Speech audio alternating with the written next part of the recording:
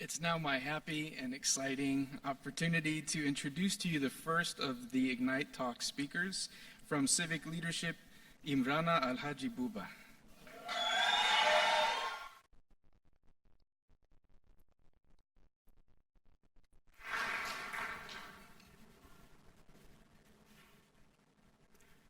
Imagine living in a community where people are afraid to go to markets, to go to hospitals,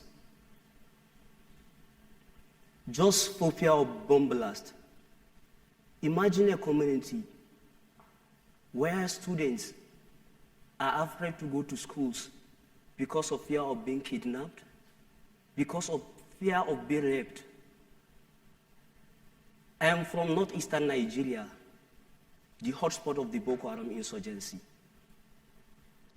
And much of the world learned about Boko Haram after they kidnapped 276 girls from their dormitory in April 2014.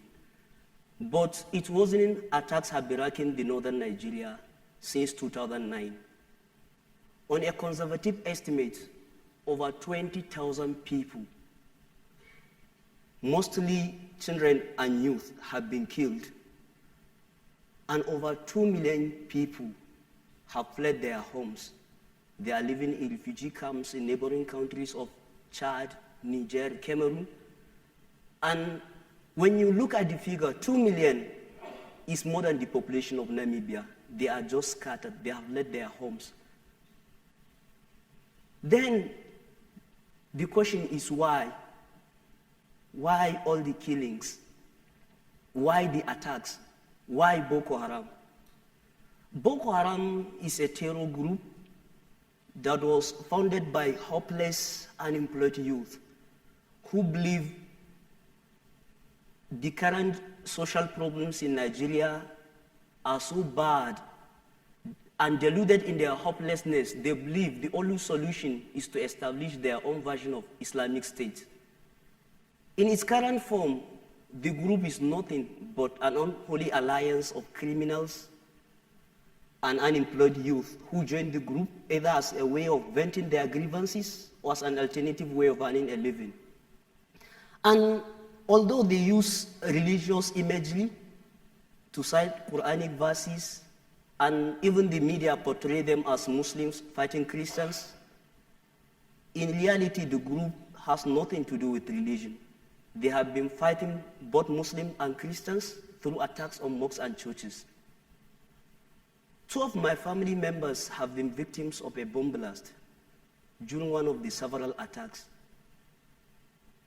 My neighbor and his father were slaughtered for nothing. They were slaughtered in cold blood. And one of my friends was kidnapped for almost 3 weeks until his father was able to pay a ransom. Personally, I have encounter with them when they stop my bus on the road and pick out some passengers into the bush. Luckily, I'm one of the few people that survived the attack. So such harrowing experiences redefined my vision and inspired me to turn my grief into action. I just feel I have to do something about it. And when I look at the nature of the conflict, like the perpetrators and the victims are mostly young people. That is when I founded the Youth Coalition Against Terrorism in 2010, when I was just a fresher in the university. Youth Coalition Against Terrorism is a volunteer-based youth organization that aims to unite young people against violent extremism through peace education programs in schools and skills acquisition training for unemployed youth in villages. Through our programs, we have empowered over 5,000 young people with skills training. They can have job to do, and we teach them the concept of peace and tolerance, how to be peaceful, how to live a peaceful life. And many of them are also teaching others. 5,000 is a huge achievement. But when you consider the number of people that are being recruited daily, and when you see the attacks that are happening, like bomb blasts is happening on daily basis, suicide attacks, you look at the situation, you know more need to be done.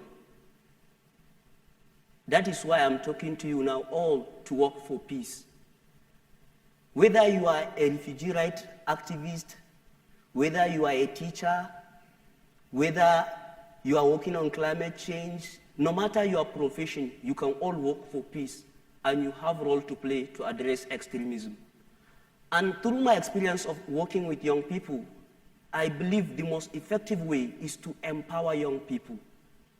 That does not mean a huge number. You don't need like to have a class, a training session or something. Just talk to them one-to-one. If you have someone that is unemployed in your community, share job opportunities with them. Train them, let them see hope, let them don't feel frustrated. It's this feeling of frustration that fuels young people to resort to violence. That is what I mean by urging you to work for peace. Peace is a positive state of social justice and not merely the absence of war. Peace is a language that we must all speak. If all of us can work collectively to promote peace, I believe groups like Boko Haram will not exist. Thank you so much.